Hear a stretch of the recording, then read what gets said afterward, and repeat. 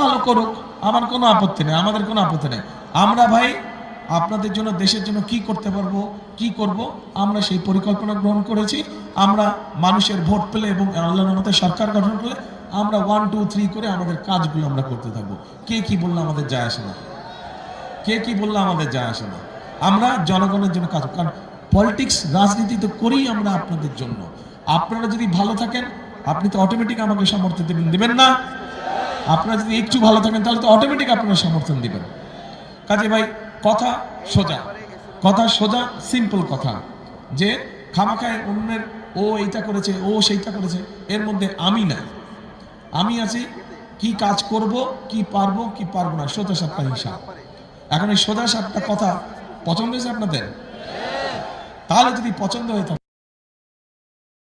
ভাই, তাহলে আপনাদের কিন্তু একটা গুরুত্ব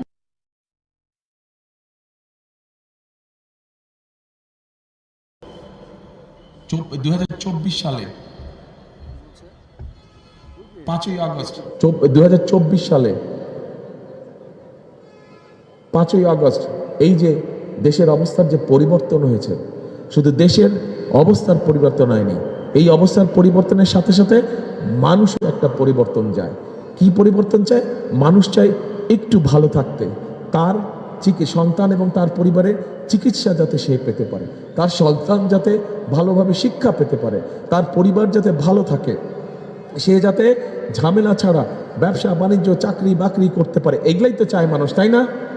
কি বলছি ভাই, মানুষ তো এগুলাই চায়, যে যাতে করে মানুষ নিরাপদের সাথে, নিরাপত্তার সাথে চাকরি বাকরি ব্যবসা বাণিজ্য করতে পারে, যে যার মতন কাজ করে তার মেধা যোগ্যতা অনুযায়ী কাজ করে বেঁচে থাকবে, এই নিশ্চয়তা তো মানুষ চায়।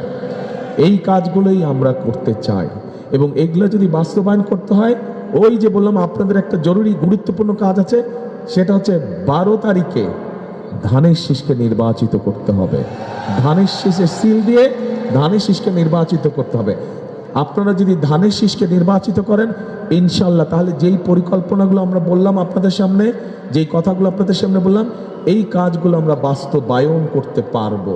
এই যে একটু আগে বললাম, চিন্তা করে দেখেন, পত্রিকা খুলে দেখেন, সবার হাতে তো ফোন আছে, ফোনের মধ্যে নিউজ আসে, ফোনের মধ্যে মোবাইলের মধ্যে খবর পড়েন না?